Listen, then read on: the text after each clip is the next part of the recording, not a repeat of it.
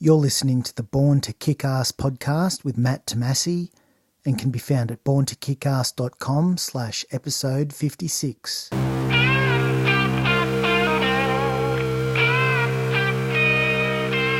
Welcome to the Born to Kick-Ass podcast, where you're introduced to the most fascinating people on the planet. Learn the ingredients of greatness that you can apply to your life. And now your host, Matthew Tomasi.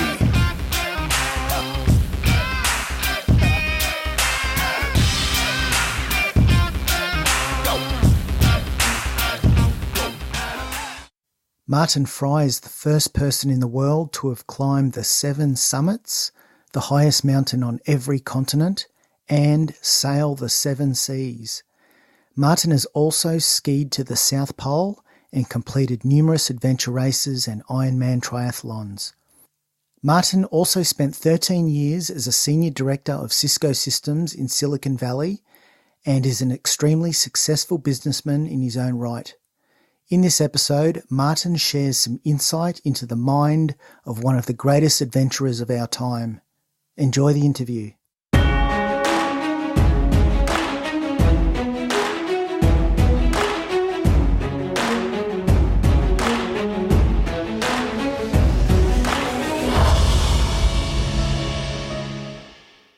Martin Frey, welcome to the Born to Kick-Ass podcast. Glad to be here. Congratulations on what you've achieved. I noticed, I was watching a thing on YouTube just before, and I think it was on the Today Show in America. You were presented with a Guinness, like an official Guinness World Record, like certificate. How was that? How was that moment? You know, when you were presented that, what was that like? Well, it was kind of fun. They caught me by surprise. I was glad to be honored, but obviously that's not why I did what I did. You sort of have a personal journey, and the fact that it was inspirational to other people has been fun. And I certainly looked for opportunities to share the story when I can, and that was one of them. Yeah. You know, when you go to your website, just the main heading, it's almost like, you know, what you've achieved is almost like something from a movie. You've done the 7 summits, and you've climbed the 7 summits, and you've sailed the 7 seas. For people who don't know what the 7 summits are, what are the 7 summits? Well, they're the tallest mountain on each continent, and you have Everest, obviously being the tallest mountain in the world for Asia, but in North America it's Denali, and South America Aconcagua. You have Elbrus in Europe, Carten's Pyramid, and Vinson in Antarctica. So how did you actually get into mountaineering? Were you always attracted to mountains or climbing, you know, in your younger years, or were you into sports at all? How did you sort of get onto this path of wanting to climb mountains? Well, I grew up on the ocean on the east coast of the U.S. I had a great opportunity to get to familiarize myself with the ocean. We did a little mountaineering, or a little hiking up mountains, I should say, in Boy Scouts and that sort of thing on the East Coast. And then went to the West Coast, had a great career, enjoyed the ocean, but it wasn't until I really got to Utah in a mountain environment that my passion for climbing and mountaineering really came together. And that was where I really got a feel for how you can really enjoy and gain inspiration from being in the mountains and skiing or climbing and all over any time of the year. How tall are the mountains where you are in Utah? Our Wasatch Range, which is right outside our backyard, is about 11,000 feet. Okay, yeah, I've heard of there's an ultra marathon called the Wasatch 100. So yeah, I didn't realize it was actually sort of in Utah. So it's right here, absolutely. Yeah, and that's a tough one.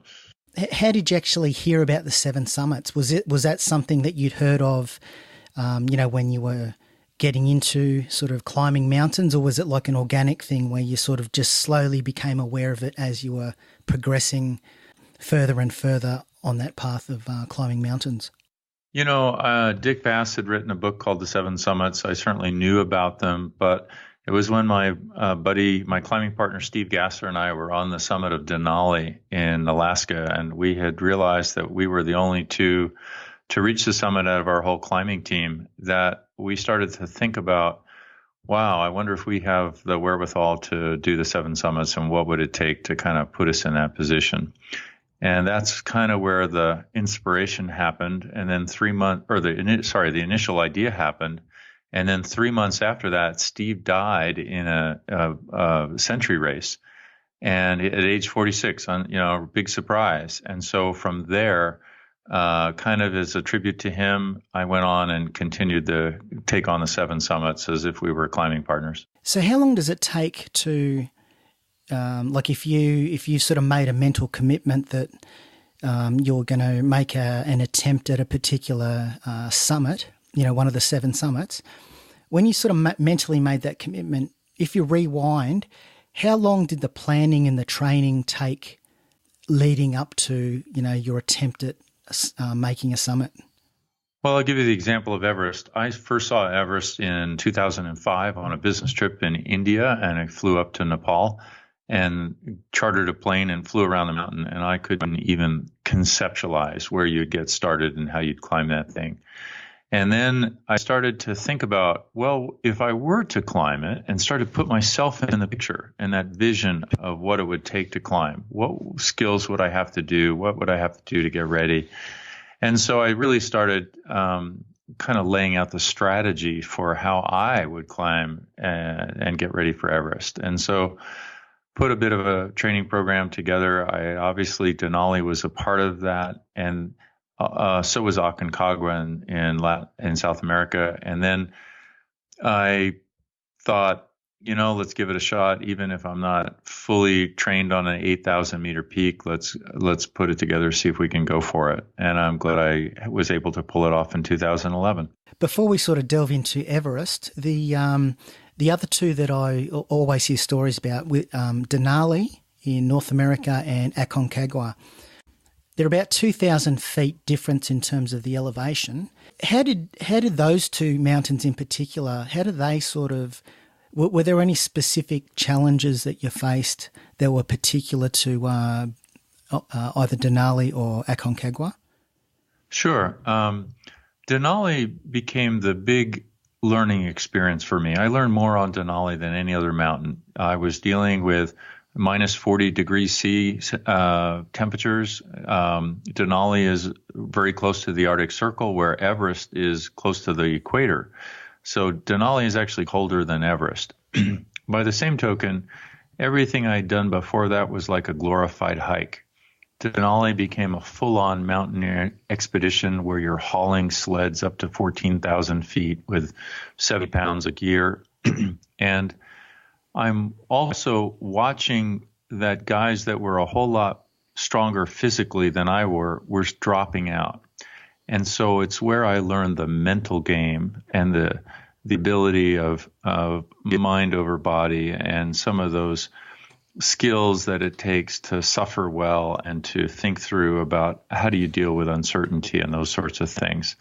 So Denali for me was really the breakthrough in terms of taking on mountaineering expeditions in a way I hadn't ever done before. Were you trapped on the mountain for 6 days?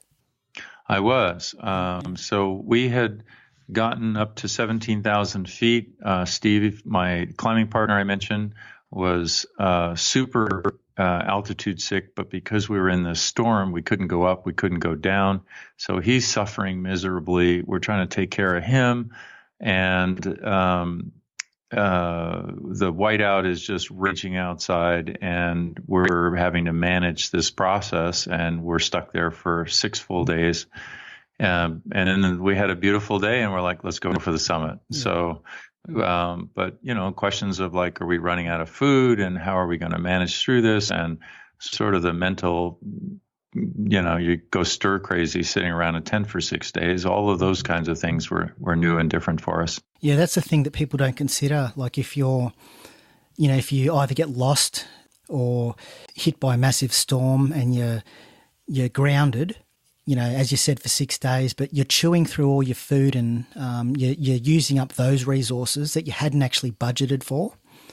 How low did your food get? Did you sort of get through most of your food or all of your food during those 6 days? We had definitely gone through our food, but fortunately we dug up a cache of food that someone else had left up there or whatever, and we were rummaging around for different things that are buried in the snow.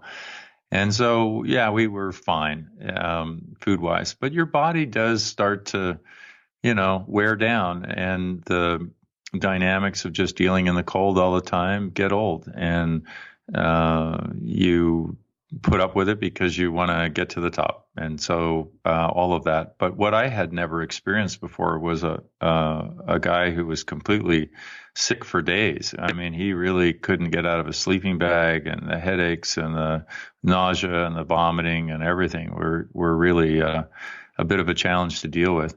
Have you ever experienced massive, like real bad altitude sickness at all? I haven't. Lots of seasickness. I managed to, be seasick in every ocean of the world, but fortunately, altitude sick has just been light headaches at different times. Yeah, I think with the altitude, I believe it doesn't really matter how fit you are. Like, this is what I've heard. I've never climbed, mountains, but it's like a physiological thing. You could have someone who's super fit who may get struck down by altitude sickness versus someone who's not as physically fit who isn't struck down at all. Is that true, or is it is? It is. It isn't correlated with physical fitness necessarily. I mean, I think it is correlated with dehydration and sort of managing a few other things, but I don't know whether people who are in super shape are any less susceptible to it. Obviously, trying to have a routine and a regimen that allows you to acclimatize slowly really helps.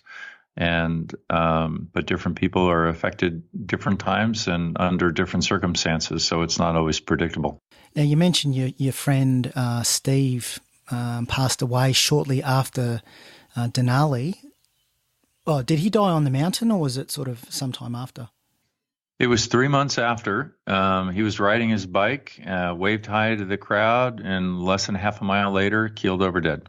So either, something happened there. It wasn't like he hit anything. It just heart attack or a brain aneurysm or something. But it was a really good friend and a great loss to me. And it made me really think about, was I focused on the right things in life? And sometimes life is shorter than we think. And you mentioned you've got a picture of him that you've taken up on all of the 7 summits or the remaining summits that you did. Was that right? I did. Absolutely. We've continued to be climbing partners the whole way, and really enjoyed his being close and feeling it. And certainly he made it to the top of Everest. Was there any times on any of the mountains that you did after his passing where you were suffering really to the point where you didn't think you could continue, and you managed to draw sort of strength from him? Was that ever a thing? Well, I think I felt, Steve's presence all along the way. I think the time I was suffering the most, I don't know that I particularly remember him coming in to give me a lift, but, on Everest, I remember we had gone up to 25,000 feet repeatedly, and then we're thinking we were heading to the summit, but a huge storm came in, 80-mile-an-hour winds, and it ripped the tents out, and we had to go all the way back down to the bottom. And I just remember thinking, I just don't think I have anything left emotionally, physically, spiritually. I don't think I can get back up this hill.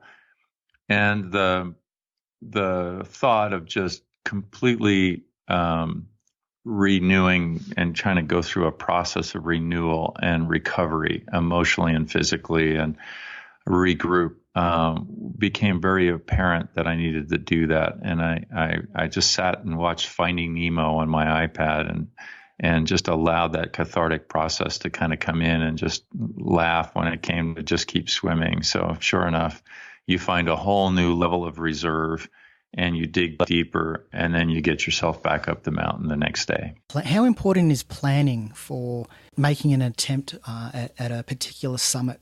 You know, if you're 8 months out from flying into the place, you know, that place and making a push for the summit, how important is the planning, the ongoing planning around logistics and nutrition and your training and all that sort of stuff? How important is that, you know, when you're going to embark on a particular expedition?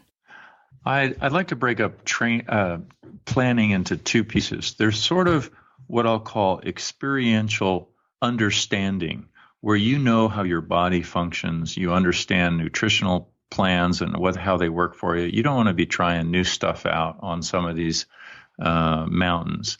So having that and having worked through the dynamics of all of the gear and all of that stuff well ahead of time, that works out great, and it's absolutely required. Planning around logistics and many of those aspects need to come together even more in sailing the seven seas, where you've got all of this sailing equipment, boats, logistics, parts, spare parts, ports, entry processes, methodology. So the actual planning and the logistics, I think, on the seven sailing adventures was a lot higher and a lot more complex. But the mountains, obviously, if you don't plan right and you don't have the right gear, then you tend to suffer or lose fingers and toes.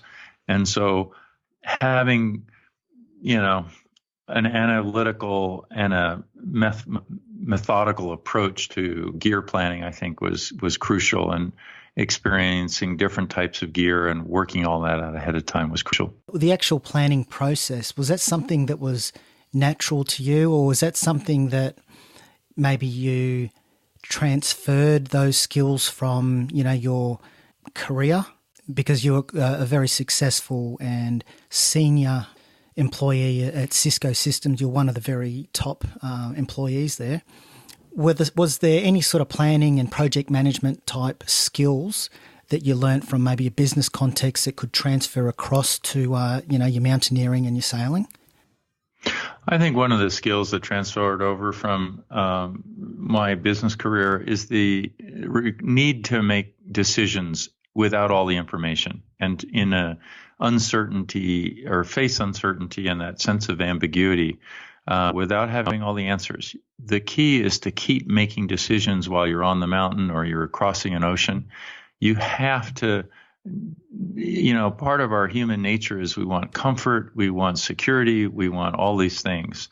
But these type of adventures require us to step outside of our comfort zone, to take on this risk, and to engage it in a way that is both safe and yet gives us that adrenaline or endorphin rush of accomplishing more than we ever thought possible. So as we put ourselves in that environment, then we have to both be confident enough that we can get and solve the problems we'll encounter along the way, and yet not be overly confident to get us in trouble. And that dynamic is, I think, a key part of what makes for successful business leaders or entrepreneurs and successful endurance athletes and people who take on big challenges. Yeah, there's a good sort of saying in, I guess, the trail running world, if there's a fork in the road, take it. It's that mentality of always needing to make decisions when, the times are tough. You just got to you almost have to have your wits about you and continue to make decisions, because if you don't, there can be dire consequences, particularly in the stuff that you've been doing. Well, we've all read about the Alaskan or the guys exploring Arctic conditions or polar regions where they just, stop making decisions. They're so tired and worn out, and they just lay down and go to sleep. Yeah. And, I can see how that happens. I've been completely dehydrated, completely spent, wanting to just, curl up and not have to think about all the problems I was facing with as, everything goes wrong. And you're fighting the laws of entropy and controlling the variables so that you can ensure a successful outcome. Some athletic challenges are short enough or managed and planned out enough by other people, perhaps, so that it's very predictable and you either can do it or you can't. Other challenges are much more challenging in how they confront us with lots of unknowns and lots of unexpected challenges that you just have to sort through every step of the way. When you sort of tell your friends and your family and your colleagues that I'm going to make an attempt at Everest or Mount Elbrus or, one of the other mountains that you've climbed, are there ever any doubters that you mix with? And how do you deal with the doubt that they're projecting on you? Like, oh no, you're going to die on Everest. There's no way you can do that. That's impossible. How do you sort of deal with those sort of people, when they're sort of projecting their doubts and their sort of fears onto you?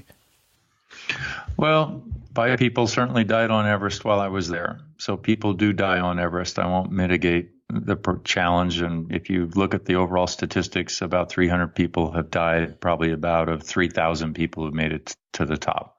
So that's 10%. So you look at the risk, you look at the factors that govern those kinds of challenges and how do you engage them. And then at the same time, you have to do what's right for you. Other people's input, I actively sought who had relevant experience. People who were sort of armchair quarterbacks or people who may have doubted their ability or my ability to achieve it probably didn't have a full understanding of, what I brought to the table in terms of reserve and mental, toughness or whatever. And so you take what people say with a grain of salt, and at the same time, you never want to get overconfident in your thinking, you've got all the answers. So you have to take it all in and then process it and make the right decisions or hopefully make the right decisions to be successful. I always hear about on Everest, shortly from base camp, the Khumbu ice falls, that they say that's sort of one, potentially the most dangerous or risky or treacherous part of the journey. How dangerous is it, that part of? Well, those ice blocks, are 50 tons each or something. They move up to 15 feet a day. They can be quite problematic and unpredictable. And every night we were on Everest at base camp, you hear the avalanches rolling down Nuptse or the west shoulder of Everest. You never quite know how close they're going to get to your tent. But clearly that's happening. As we were doing the acclimatization climb coming down, we actually had an avalanche come down and half our group was able to go down. The other half of the group had to go back up to the Camp 1 and spend the night until they were able to reset the fixed lines. So even in my situation, there certainly was an avalanche relatively close to the group, and how that affected us, could have been catastrophic had we not been fortunate. In the last couple of years, Everest has had earthquakes and avalanches that have taken out particularly the Sherpas because they go through so much more frequently than the Western climbers and are exposed more. And that's been a real challenge to balance that safety for the Sherpas. When you were on Everest, how big was your group? And did you have a local Sherpa with you as well? We did. We had 12 climbers that started. 8 made it to the summit. We certainly had Sherpa support teams. I did Everest with Hymex, Russell Bryce and his crew, and some of his guys were hugely influential in helping ensure we avoided some of the problems, things like frozen oxygen regulators that I wouldn't quite have known how to sort through had somebody more experienced been there to help me out, and would have been in big trouble. So from another big factor, if I can, sorry. Yeah, keep going. climbing Everest on the summit night. So we're about 27,000 feet, and we're first following in somebody else's footsteps up the fixed lines. But on the radio, they said, "Hey, you got to get past this group of about 60 people that were in front of us." And we're like, unclip from the safety line? What do you mean? And they're like, absolutely. You got to bushwhack straight up the side of the thing towards the balcony. And sure enough, we did. It was completely exhausting. We were completely redlined and yet had to get in front of this group. Once we did, obviously we're blazing our own trail, and yet that enabled us to get across the Hillary Step and to the summit and back down the Hillary Step before they got there.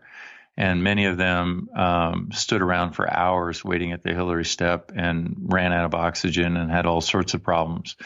So having some of that experience help really enables other people's success, and I've appreciated that along the way. Like I've heard of these famous landmarks, Hillary Step, and the high camp, and from just other people that I've spoken to. From the Camp 4, the high camp, how long does it take to get to like the Hillary Step, and then from the Hillary Step up to the summit? How long, sort of time-wise, did that sort of take you? High camp is at 26,000 feet. It's usually called Camp 4. And you start to get ready in the evening. So you're, let's say, 9 o'clock at night, you start getting ready, and you plan to leave around midnight or earlier now as it's getting more traffic jams on the Hillary Step. The dynamic there is as you get ready, you're hypoxic. And so you start to put on your socks and you get the right one on and you forget what you're doing. So you forget about the left one for a while. So it takes a whole lot longer to get ready. As you then go out, you're kind of in the dark and you're working your way up. And then you stop usually at the balcony and change oxygen bottles, then maybe again at the South Summit, and then work your way across to the Hillary Step. And you're getting to the Hillary Step in the morning, and then hopefully up and back to the summit. Early morning for us was, maybe 7 o'clock in the morning, something like that, and then back down. Yep. Obviously, groups that have problems, or now with the traffic, it's later. I've heard there's I think it might be just before the Hillary Step. There's I think it's there's a cornice, and then it's literally like a 2-mile drop down both the right and the left side. What's that like? How scary is that? Yeah, that's a nice little cornice between the South Summit and the Hillary Step. And you've got I had my right hand looking right below it is 10,000 foot drop. Right below my feet is about a 6,000 foot drop. And it's, you're on a little snow step kind of working along this ridge line. You're trusting your safety line for sure, but at the same time, you're realizing where you are and excited to be there, and also a little hesitant as you're dealing with your gear and managing everything and wanting to not goof up and cause a problem that doesn't allow you to get to the top. So you're a bit cautious as you go across. But hopefully none of that is new, and you're, relying and trusting your grip or trusting your footstep in a way that allows you to move across efficiently and quickly enough to not hold anybody up. And what was it like when you actually made it to the summit? You've got a good photo on your website. Looked like a beautiful day, real clear, real sunny. What was it like? What was the feeling like when you made it to the roof of the world? I think when I first arrived at the summit, the first thing is you're catching your breath. And then you sort of need to take the summit photos, and you're kind of worried about getting all that set up. And then you kind of realize, hey, it's kind of cold up here. But you look out over the Tibetan plateau and get a sense of what the world looks like from up there. And you have certainly a sense of accomplishment, but you don't really celebrate because 83% of the accidents happen on the way down. And so you're anxious to keep moving and keep going. And you're starting to feel it in your legs big time, and they're kind of, jello-y. And yet at the same time, you've got a long way to go to get down. And so you just take it kind of all in stride and keep going. And I think I spent 23 minutes at the top, and that was fine. What's it like to breathe at that altitude? Is it, are you just sort of just panting? What's the breathing process like? Well, as I was climbing, even so, when you're on oxygen, it's about like you lower the altitude about 2,000 feet. It's not like it takes you like a scuba tank all the way down to nothing or sea level, but it does help. And then certainly you are hyperventilating, trying to get enough oxygen into your muscles to keep pushing. I certainly am glad Everest isn't another 1,000 feet higher. The feeling of I knew I needed to get there if I just kept going, but I was kind of hunched over and completely working it as hard as I could to take each step. So it's both exhausting and yet fun and exhilarating all at the same time. Yeah, that's incredible. And then, so what was that? That was number 4, was it? The Everest? I think so. Yeah. Number 4. And then you went on to summit Elbrus in Europe, and then the Carstensz Pyramid, and then the last one was Vinson. Vinson in Antarctica. What's that like, going to Antarctica, and how far? Where's Vinson like compared to the coast? Is it fairly close to the coast of Antarctica? It's not too far from the Antarctic Peninsula, where a lot of people go to see the penguins and that sort of thing. It's kind of in that region, if you will. Yeah. Vinson is logistically a challenge to get to. It's expensive. You're there. Some of the storms that we encountered there required us to descend and kind of start over again. But it's a relatively smooth climb and not overly difficult. It's only 16,000 feet, and so it comes along pretty well. And you look out off the top, and you're looking out over the Antarctic plateau, and it's like being on the moon. It's an amazing experience. You think you're on a different planet, and it's kind of fun to be there. So the 7 summits, it started, the first one, Kilimanjaro, you summited that in 2005, and then you completed the 7th summit on Antarctica in 2012. After that, after you'd finished the 7th summit, were you thinking in your mind, I'm done and dusted, that's it? Or did you have like another drive or desire to continue on to another adventure? Tell us about that sort of process. Well, I definitely didn't feel done. I felt like I was on a roll, if anything. And so I actually, while I was in Antarctica, I went on and cross-country skied to the South Pole. And then I climbed a peak that had never been climbed before, so I enjoyed that. Was that after climbing Vinson, you then did the South Pole? Yeah, absolutely. It was while I was on the same trip. I was like trying to get the most for my money. I'm figuring I'm down here. I might as well stick around and do as much as I can. Yeah. So that was fun. I really enjoyed that type of challenge. It was not something I had done a lot of cross-country skiing before. Yeah. I then also realized that I had a family back home, and I needed to think about not going off and climbing mountains. I needed to do something together as a family. And so thinking about it as we were doing that cross-country journey, I realized that maybe we needed to do a adventure like sailing. And the idea of sailing as a family started to really crystallize, and sort of the plan about how that would all come together came together while I was in Antarctica. Just wanted to touch on with the South Pole. Can you actually, like as you're getting closer and closer to the end point, the actual South Pole, tell us about that Barber's Pole, the actual monument, that sort of metre high thing at the South Pole. Tell us, when did you first see that, as you're approaching the South Pole? Could you see it like 500 metres away? Tell us about when you actually first saw that, with your own eyes.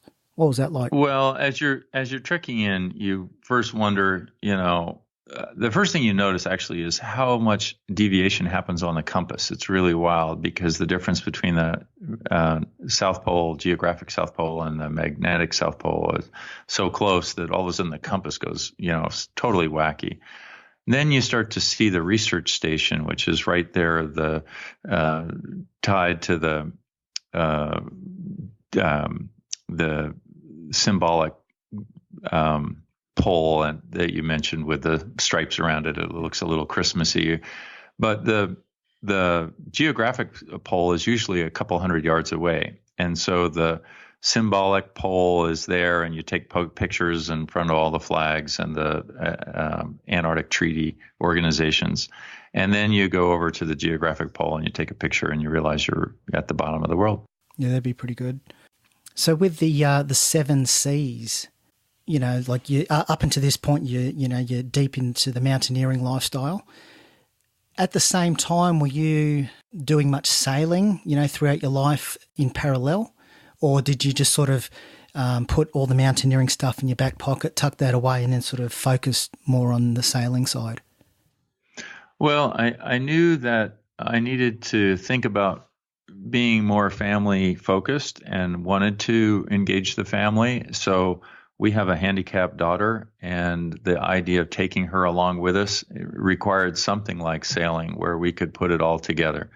So that all seemed to be a good solution. My wife had a big fear of oceans. Her brother drowned, and so that was a new challenge I had to fold in, and the dynamics of family and taking a family, a fearful wife and a handicapped daughter, in order to cross the Pacific Ocean. All of that had to come together differently as you manage teams and enable the team success. So the challenges played out differently and were, significant in a different way than just me going to climb a peak. Nevertheless, it was super rewarding as both a family and then for me personally, as we made it through the Panama Canal and then dealt with the Galapagos and sort of island hopped across the Pacific and encountered all sorts of different adventures, both above the water and below the water, because I'm a big ocean lover and marine life kind of guy. Where did you first depart from when you commenced the seven seas adventure? Where did you? Well, I actually bought the sailboat in France, and then I sailed it with some guys across the Atlantic. And then I hadn't done a lot of sailing. I'd done some as a kid, and so a little bit was on the job training as I'm managing this boat and trying to figure out how everything works and avoid the challenges of getting seasick. I'm very susceptible to seasickness, and I struggle with that all across all seven oceans, seven seas. But the idea of, managing all of that and taking responsibility to make sure everything came together. I picked up the family in the Caribbean, and then we proceeded forth through the Caribbean and then to the beginning of our journey in the Pacific. We spent 9 months in the Pacific. So tell us about the Panama Canal. What's that like when you approach it and you go through it? Do you have to pay? I'm guessing is there a large fee to go through the canal? There is. It's maybe not gigantic, but it is a bit of a financial drain. I can't remember exactly how much it was. But more importantly, the Panama Canal is a doorway. It's a gateway, because before the Panama Canal, you can get spare parts, you can buy provisions, you can go to supermarkets. Once you leave Panama, you're pretty much on your own. And the crossing over to the Marquesas is the longest span of ocean that anyone crosses in the world. And so you have to both feel prepared and ready in all the contingencies in dealing with the unknown, and for me was the largest crossing up to that point. So you went from France through the Panama Canal, and then you went, what was it, the South Pacific to Australia? Was that right? That's exactly right. Had a great time. We arrived in Brisbane after New Caledonia and had a great arrival. My wife wanted to see the Sydney Harbour fireworks, was part of her dream to get down there, and so we did, and everything came together. We had the fireworks over the Opera House. Everything all came together. It was fabulous. Yep. And what's it like when you're on the Pacific Ocean? Like, did you encounter many storms? Or was it a a regular thing, big storms versus calm days? What was that like? Sailing from the Panama Canal to Australia is in the trade winds, and you're sort of downwind sailing. And so you do have some storms, but they're behind you, and so it's all relatively tame. Sailing the North Pacific, which is what I did coming back from where I sailed China to Seattle, 6,000 miles as part of an ocean race, was taking on the worst that the oceans have to offer. And it was one winter storm after another with wind gusts up to 120 miles an hour, 40-foot waves, quite challenging to deal with everything going on. We broke our bowsprit off 5 feet of the front of the boat. On one of the other race boats, one of the women were swept overboard and unfortunately drowned. The dynamics there were extreme, whereas the South Pacific is relatively tame. Now, after Australia, you headed north slightly through Southeast Asia. Did you go, were there any pirates? Like I hear stories of, the Malacca Straits and sort of around Singapore, that potentially is a sort of high or a very risky part of the world, particularly if you're sailing for pirates.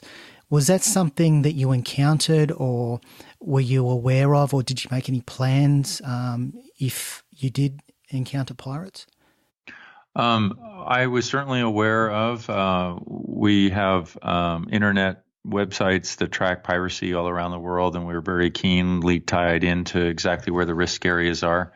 I would have loved to have headed up to the Philippines and through that part of the world, but I was concerned about the Malacca Strait and avoided it intentionally. We headed over to Indonesia instead and went directly there, and then wandered around up through Indonesia and West Papua and had a grand time. Yeah. Some of the best diving in the world is in Raja Ampat on the Indonesia side of Papua. Yep. And I really had a pristine ecosystem come together there and really enjoyed that. And you don't feel too bad that you're missing one part of the world when you're in the choices are phenomenal where else you can go. Yep. So it all works out just fine. Did you have a full fishing setup? Like were you fishing every day and...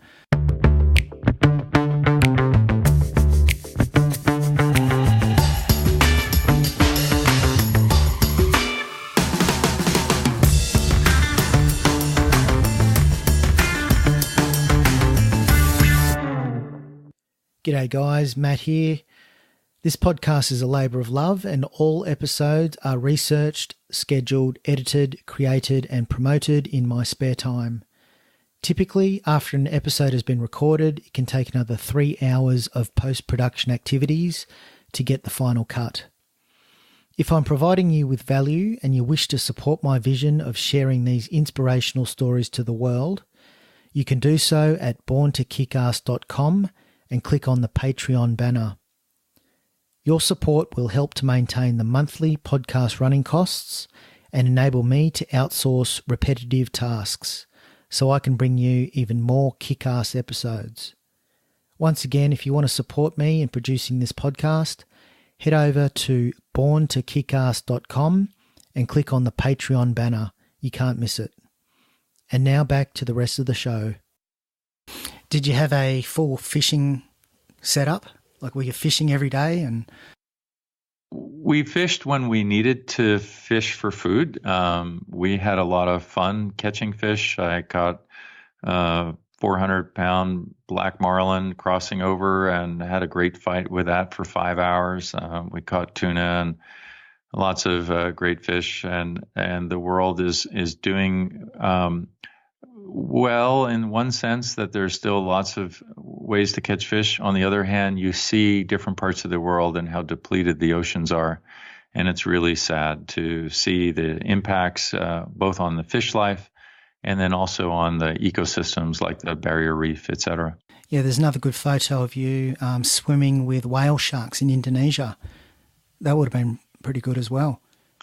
I really enjoyed that. That was I sailed 1,000 miles out of the way to go play with those whale sharks, and and I just really enjoyed it. They are fun to play with. Sometimes they can get right up in your face, and they don't have any teeth, but they're still quite intimidating, kind of like a big dog comes up and jumps all over you while you're sitting in a chair. Yeah. How big are they? Were they sort of like the size of 2 cars type thing? Or yeah, they're a good 20 to 30 feet long. They're the largest fish in the ocean, and they have, I don't know how many tons they are, but there's a lot of size to them.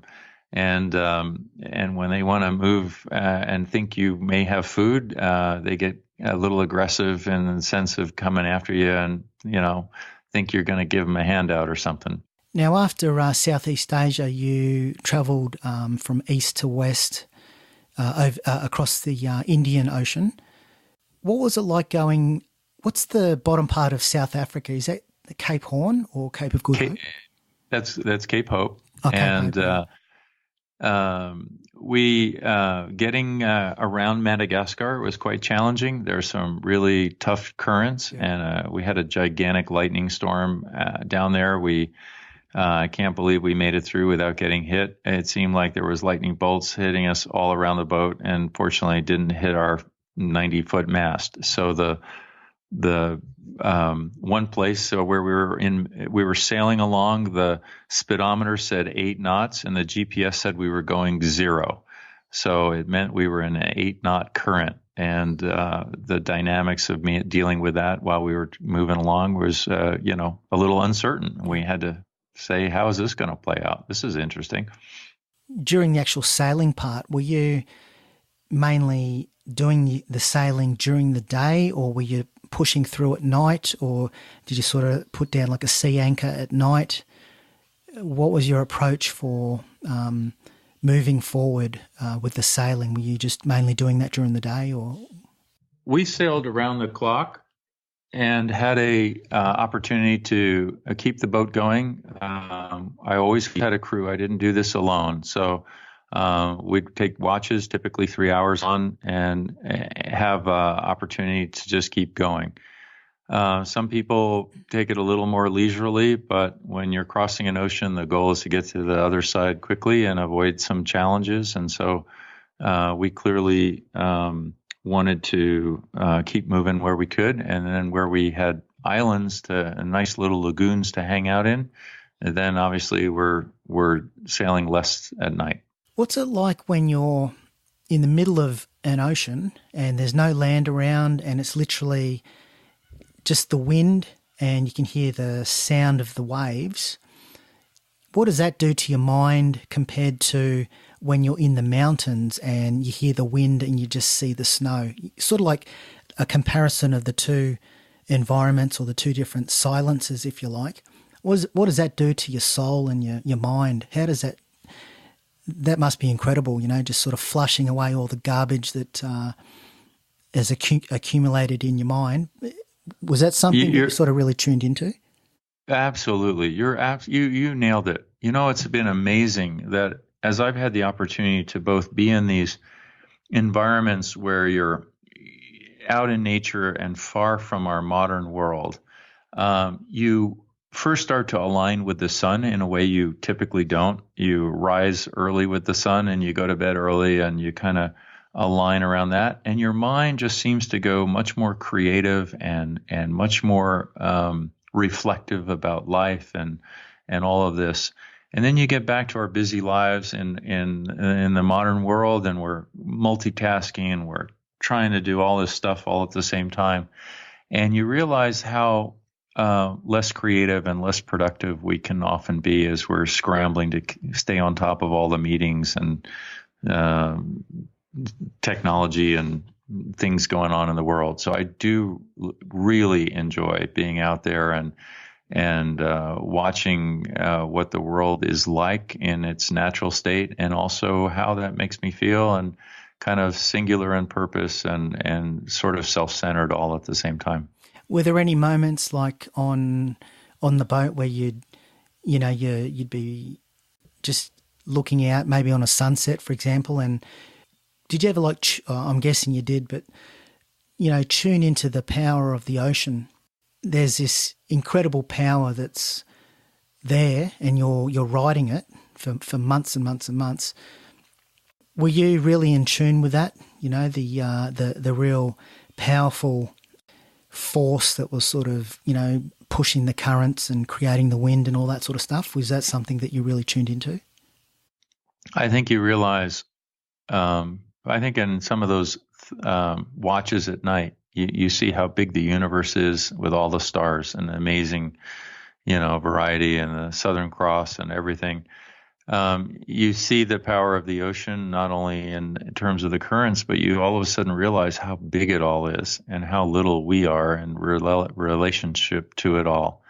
And yet the dynamics of us being a good stewardship or being a good steward of the oceans and our environment in order to protect our lives and the future of humanity. How the oceans go will be how the rest of humanity goes. We are dependent on the oceans for oxygen, and we are dependent on their health in many ways.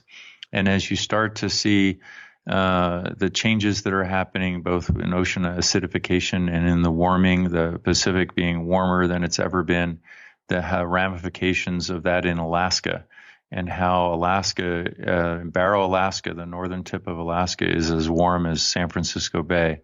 These dynamics are causing massive changes to plankton and their ability to produce oxygen and remove the carbon dioxide from the air. Also, the fish that you catch in the middle of the ocean and how some of them are full of worms and other problems that have never been there before, and the dynamics around pollution and what that's doing offshore.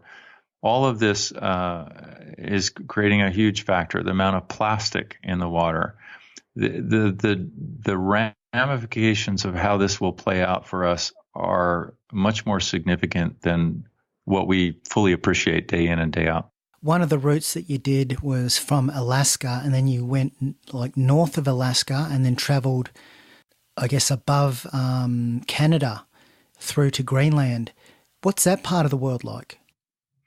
It was what we call the Northwest Passage, and we sailed up through the Bering Sea along the coast of Alaska and then across northern Canada. And I had a chance to meet a lot of Inuit, formerly called Eskimos, but the Inuit are really struggling also with some global warming. You're out there and realizing how their lives are impacted by the melting permafrost and the shorter hunting season for seals, and how the changes in the herring and all of the fish runs are all different and messed up.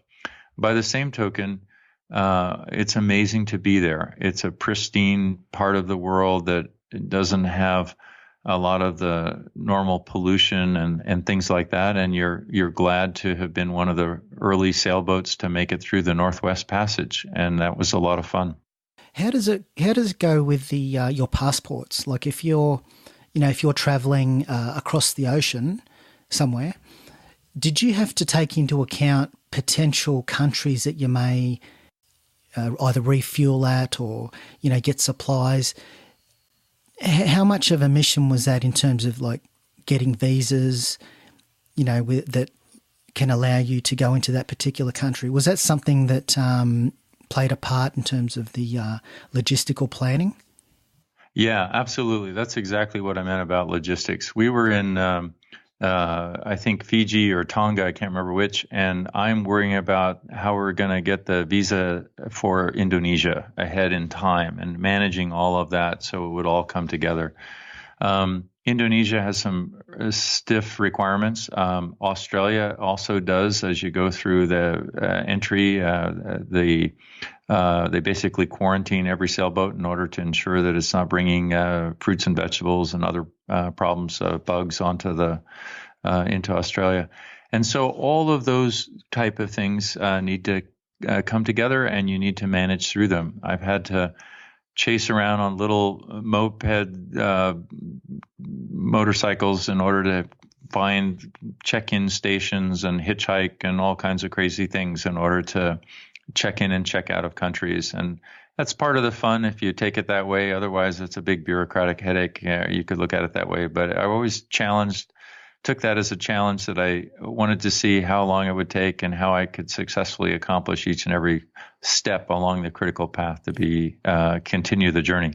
So was your daughter on the boat for the whole 7 seas, or was it like just across Pacific, or what part of the adventure was your daughter and your wife on?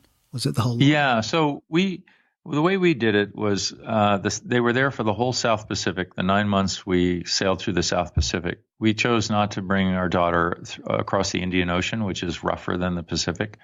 We felt that was more than she could handle, and I was glad we did it that way. And then my wife would fly in for the fun, we would get into Indonesia or Bali or, other exotic places around the world, and she'd fly in and then hang out for a few weeks and then have to go back and take care of our daughter. So we kind of managed it as best we could as a family, but for some of the other ocean crossings, obviously it was me and some friends or crew in order to make it all come together.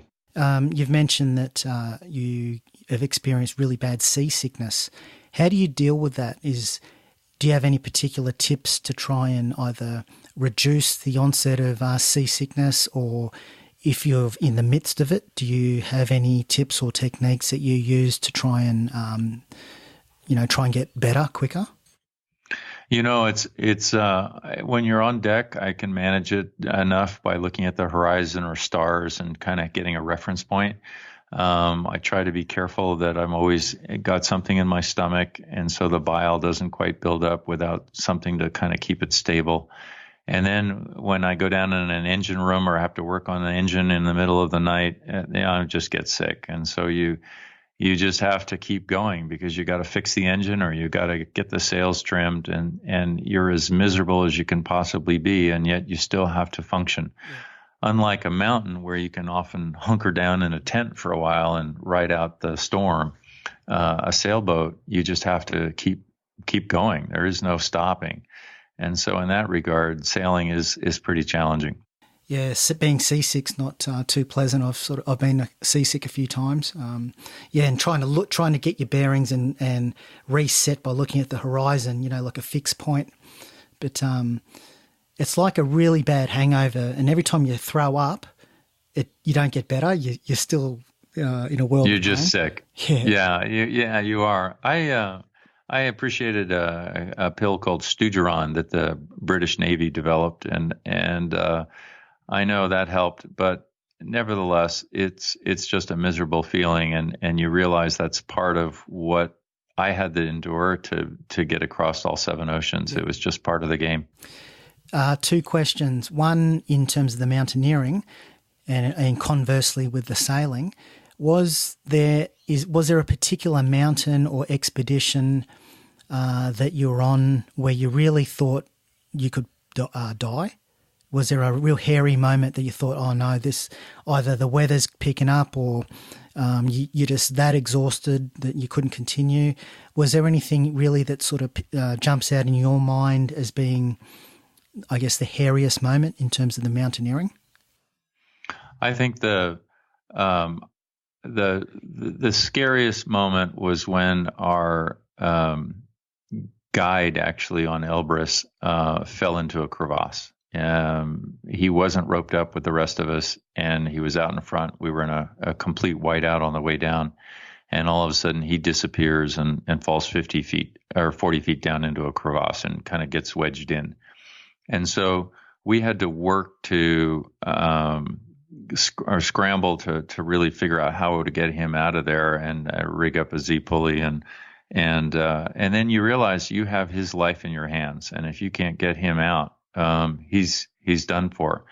And so the dynamics of dealing with that firsthand is relatively apparent. Although I didn't feel like my life was in danger, you're getting close to the edge. By the same token, on Everest, I saw a guy die, and seeing that, realize you're close to that edge, and it could be you. But at the same time, I didn't feel like I was just about to die or impending crisis for me personally at any particular time. Did you get the guide out of the crevasse? We did. When he got out, he was covered in snow, and I said, "Oh, what did it feel like being down there?" He goes, "Fifth time falling crevasse," and I think there's a lesson in there somewhere. So he certainly has had a sense of adventure a little beyond where my comfort zone lies. Yeah, falling into a crevasse would be one of your worst nightmares. But what about with the sailing? Was there a particular moment on any of the 7 seas that you've sailed that stick out as being a hairy moment, or a moment where you thought, potentially you could die, or was there something that really sort of jumps out? Well, I don't know. Again, I didn't feel like my life was imminently in danger to the point where I was going to drown or anything like that. I do remember during that lightning storm not knowing how it was going to play out, and there were an awful lot of lightning bolts, and the dynamic around facing your fears and facing the challenges head on was hard. There was part of me that wanted to just say, "Hey, I don't know how to deal with this," but we faced it and got through it, and pressed on. And I think those were challenges. There was a time when my daughter got super dehydrated in the South Pacific, and we were trying to force coconut water down her just to keep her alive. And I think that was another area where that was, close to the edge, and certainly closer with a family member than I ever wanted to get to. But it was what we had to deal with. Yeah, there's so many adventures you've been on. It's, the 7 summits and the 7 seas, many, many hours out in the elements. What have you learned about patience as like you might be sailing, across, the South Atlantic Ocean, or, just south of Chile, you're somewhere on the earth sailing along. Did you sort of get any lessons around patience? Did you sort of learn anything with that particular feeling or emotion? Absolutely. I think it's a great question. Let me start with on Denali. One of the things I noticed with the guys that were, kind of Marine Corps tough, or they tried to force their way up the mountain. And I realized that they would often hit obstacles or try to force it too hard and then get burned out. And so I tried a little bit more of an adaptive approach and taking my time and trying to be as efficient as I could. And I realized that was the right strategy, and that the strongest and fastest don't necessarily make it to the top. On the same thing on the ocean, if the big takeaway was that you never promise to be anywhere by a certain time. You have to take it as the ocean gives it to you. Sometimes the wind blows opposite direction of where you want to go. If you try to force it along, that's when boats get into big trouble. If you're willing to ride it out, or take what the ocean gives you and then tack and maneuver, and you'll eventually get there, but you have to be patient and not try to force it. And I think those 2 lessons were big in ensuring that ultimately I was able to get through all 14 challenges in the way that enabled me to be successful the first time. What's the Southern Ocean like? Is it as treacherous as they say? Because, the Southern Ocean, when it goes around the Earth, it's not blocked by any continents. There's no land mass sort of obstructing these massive currents. What's that like, the Southern Ocean? Is it? Yeah, no, absolutely. The Southern Ocean and the North Pacific are the 2 roughest. One is because you sort of have the whole storms coming off the North Pacific and how they build up over thousands of miles of ocean. And then, as you say, the Southern Ocean, where it builds up because there's no landmass that ever blocks it. And both of those can be quite treacherous. The dynamics around my crossing of the Drake Passage were relatively tame, and I got lucky. I decided to go on an old sailing square rigger and to have the experience of what guys like James Cook and his crew experienced when they crossed and discovered Australia, and the dynamics around what it was like without any, mechanical advantage. They're just hauling on lines, and having that experience going up high into the rigging and having to furl the Royal Gallant while you're balanced on this little cable. All of that was part of that experience in the Southern Ocean for me, and I loved it. That made it a rich, rewarding experience in a way that I don't think it would have had I taken a more modern sailboat. What's it like when you've done these massive adventures? It's incredible. And then you come back to normal everyday life where you're stuck in traffic jams. There's a credit card bill, you've got phone bills and the normal stuff that people deal with just, normally in society. What's it like when you've come back from a massive adventure where your soul's been cleansed and then you come back into normal society and having to function with red lights and stuff like that? I hate it. I got to be honest with you. I recognize it's part of what I need to do and be part of, particularly as I try to focus my time and effort on inspiring others to take on hard challenges and face their summits. And I enjoy that outcome, being able to engage them.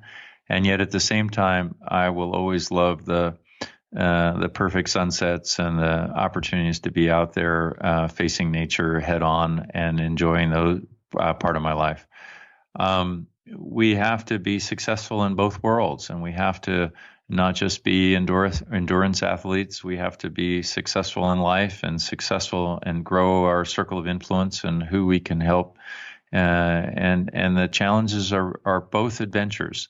Or both challenges are adventures. And if we embrace those adventures in ways that carry us forward with that same spirit that took on the challenges in nature, I think we'll find success in whatever endeavor we undertake, whether it's business or relationships or our personal lives. And that's what makes it fun. If you could make a phone call to the 20-year-old Martin Frey right now and give him some advice, what would you tell him? Well, at 20 years old, I kind of thought the world centered around me, and I also had no conceptual idea of what I was capable of. I thought, my life was going together and all of that, but each of us has so much more potential and capacity to take on challenges, solve hard problems, manage through challenging circumstances than we ever give ourselves credit for. And so being willing earlier to have stepped out of my comfort zone and to have taken on challenges and broadened my horizons, and that it's worth it both personally and professionally, I think would have been something I wish I had told myself or had learned earlier. But life was what it was, and you grow at whatever pace you do. And I'm grateful, fortunately, that I had a handicapped daughter later in life, because I never would have done all of these. All of this is plan B for me. Yeah. Had we had a more traditional family, we'd be in at soccer games and those sorts of things, and not sitting around planning around how to cross an ocean. You're the first person, or the only person that's done the 7 summits and the 7 seas. If you could give some advice to a listener who's wanting to do something that's beyond their comfort zone, whether it's climbing Everest or entering a marathon or something that they perceive as, being beyond themselves, is there any advice that you could give someone who's, on the fence about entering their next marathon or something? Is there any advice that you could give someone that wants to go beyond themselves? Absolutely. And I think it starts with my first adventure that I remember in life, and it was climbing the tree in my backyard. None of what we take and when we step outside our comfort zone and we face the unknown and the challenges, it doesn't have to be these grand and glorious adventures that we read about. I remember testing myself in this tree and first being able to just reach the limb, and then getting above the first limb, and then climbing up, seeing the fork in the branches, and having to think about which fork to take, and getting stuck. I got my foot wedged in there and having to work that out.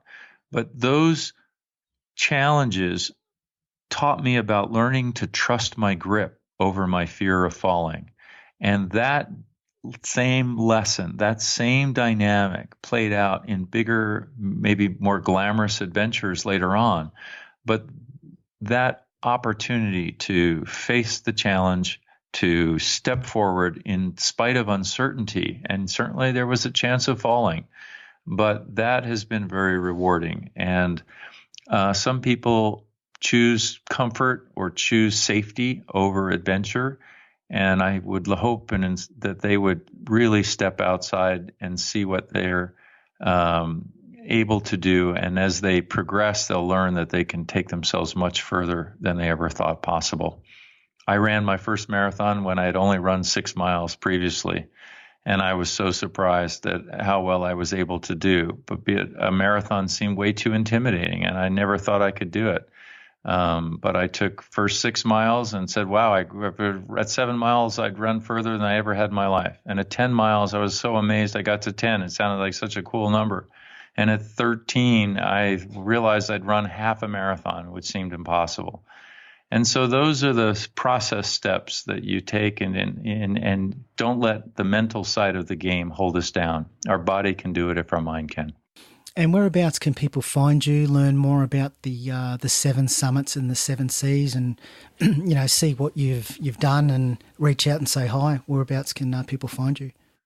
I'm on Facebook. I'm on a website, 7summits7seas.org, and welcome the opportunity to engage with anybody, and I appreciate hopefully the opportunity to help anyone achieve their Everest or accomplish whatever they want to in life. Yeah, well, it's been great speaking with you, and you've accomplished an incredible thing, summiting the highest mountains on each of the 7 continents, as well as sailing the 7 seas. It's a bit of a tongue twister, that one. It is, but thanks, Matt. It's been a pleasure to talk to you, and I've really enjoyed it. Just before you go, are you planning on any other adventures? Have you got anything you're actively working towards, or you're even just sort of there's a little inkling sort of bubbling away in your mind? Is there anything, or are you done with adventures now? No, I'm always got something cooking in the back, and there's 2 or 3 things in the works. But I always love to kind of do them and then tell what I've done or explain what I've done, rather than sort of set an expectation of what may or may not come together because of all the unknowns. Yeah. So that's kind of how I approach it. Yeah, well, good luck with your next adventure, and keep in touch. And I'm sure we'd all love to hear about your next thing. But yeah, thanks again for coming on. Thanks, Matt. Appreciate it. Cheers. Bye.